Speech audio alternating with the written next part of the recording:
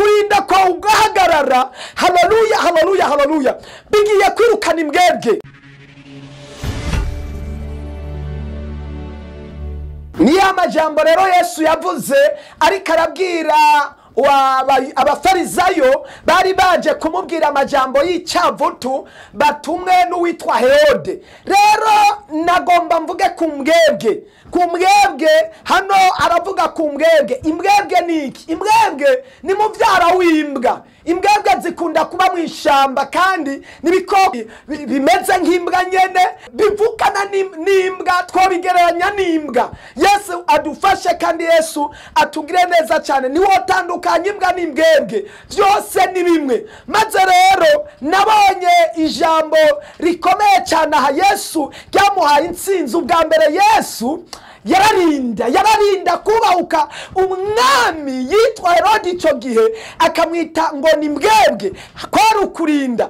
Yabivuze kubera iki? Kwari ukugira natwe ngo turinde abadayimoni tubatsinde, kuko Herode icyo gihe yagereranywa na Shetani mu icyo gihe. Kwari ukugira ngo natwe turinde igihe abadayimoni baduhagurukiye tubasuzugure, tubatiture. Naba ikintu nabonye imbwa itinya. Iyo utoye inkoni imbwa ntigutinya. Oya, niyo ushoboye kwiruka ahubwo ubu yikwegeye. Icyambere gikaza imbwa kikayitera kukurya n'ukwiruka ubwoba. Ariko iyo uhagaze ukarinda, uzoraba imbwa ije hama wunamukore hasi. Hata kintu uzoba ugiye gutora, gukunama gusa ugatora hasi. Imbwa izokwiruka mu rwego rukomeye cyane. Bisigura iki? Ukurinda kwa ugahagarara. Haleluya, haleluya, haleluya. Bigiye kwirukana imbwebwe. Nagomba ndakubarire mu buzima, nutinye imbwebwe zihagurutse aho zoba zizananye hose. Hagarara ufukame urangamize mu ijuru. Hagarara ube mu ijambo ry'Imana. Ndakubwira ngo niwafata umwanya wo gusenga Imana, imbwebwe ukazititura, ukazisuzugura, ukazigaya, izo mbwebwe zari imbere yawe zirahinduka ubusa. Ziriruka uri kuraraba, zirakamangana uri kuraraba, ziraguhunga uri kuraraba. Aha imbwebwe zari mu buryo butandukanye. Abafarizayo bari baje gutinyisha Yesu, izo zari mbwebwe. Nabo urazibona mu mpande zawe. Raba, hari abameze nk'abafarizayo, hari imbwebwe zizana amajambo. Imana idufasha cyane. Hakaba rero n'imbwebwe Herode, nawe urayibona isumba izindi mbwebwe zose ziguhagurukiye. Imwe yihita shefu ku buzima bwawe. Iyo nayo ni mbwebwe. Zibaye imbwebwe zitatu. Hari imbwa zibaye zibiri. Hari imbwebwe ya gatatu. Imbwebwe ya gatatu ni mbwebwe bubwebwe.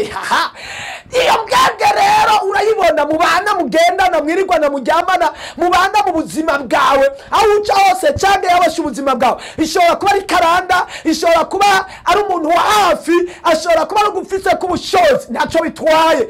Zose zirahunga mu izina rya Yesu. Tugiye guhaguruka ngomba mbere ngira isengesho ryo kwirukana imbwebwe. Umuntu wese azumva iyi video, imbwebwe ikimurekura mu bushobozi bw'Imana nahawe, nizeye hamwe n'amasengesho. Ndategeka imbwebwe aho zova hose, 1, 2, 3 n'izina rya Yesu. Rekura wa mbwebwe we, rekura ubuzima bw'uyu muntu, rekura amagara y'uyu muntu, rekura ubutunzi bw'uyu muntu, rekura umugisha w'umuntu mu izina rya Yesu. Ndanetraliza, ndasambura, ndahagarika ubushobozi bwose buva mu maraso no mu bisokuru no mu miryango, ubw'abarozi n'ibyo bitazwi n'ibyuzi, byose ndabihagarika mu izina rya Yesu. Mu izina rya Yesu murayihunga, murasohoka, murarekura mu bushobozi bw'izina ry'umwami wacu Yesu. Mu izina rya Yesu umuntu wese azokwakira iyo audio akayumva, akayitega amatwi, imbwebwe zari zimuhagurukiye zizimangane mu mwanya muto mu izina rya Yesu. Haleluya, haleluya. Yesu nahabwa icyubahiro. Nanjye mpagaze ngashima Imana kuko Imana yarampigije, kuko mpagaze ngahano ngera mvuga ishima Imana kuko nibyo nari nemeye. Dimanche naje ngankomeye, ariko mu maswa ku mugoroba ntangura kumva umenga hari changement muri jewe. Ibyo ndabyihoza tuko turasenga mwana yakishije ko mvuga ati ndirukanye unkemu. Mu ijoro numva nyene meze nabi cyane. Ndavuga ati Imana ntabara byokoze. Hagize n'agaciro gatoya kuko nari numva mu muhogo ntashobora kumenya na kimwe. hama cyaravuga ati Imana ndakwingiza untabare je dimanche nzoshima Imana imbere y'ishengero niyo wankiza. Hama nguma senga iryo joro ryose sinigeze sinzira ariko makati ko onye dosikiro. Hanyuma niho nagiye numva mu gitondo nashobora kubyuka ibyo mu muhogo byaheze nari naraye kuri byabuye ibyo mu muhogo byaheze ariko numva ingufu zacitse nashobora kuva mu gitanda ntafite n'ingufu zo kuvuga. Sinavuga nta kibazo reka niyaranje nze muri salo. Ngiye muri salo numva nyine ikizunguzungu kirafashe cyaravuga ati ibi bitero mugana nta bubasha bifise. Hama ndongera mbandanya cyangenda muri shambo ngira kanzo ndamubwira je mvomeze nabi. Abatera avuga turekera mu izina rya Yesu nategenda nuko kwizera cyane muri shambo. Subiye muri shambo amasara agenda nguma njyamye nashaka kuva mu gitanda. Hama mu masaha 9 niyo naciye mvuga reka nce basi muri dushe nisuke ku amazi y'umunyu no mwijoro nyene nanyoye kandi njye niyo yafashije mu izina rya Yesu. Ndasubira ngenda nisuka kwa amazi ndashimira Imana kwa kabiri nabyo cyemeze neza. Amashi meshi ku mwami wacu Yesu Kristo.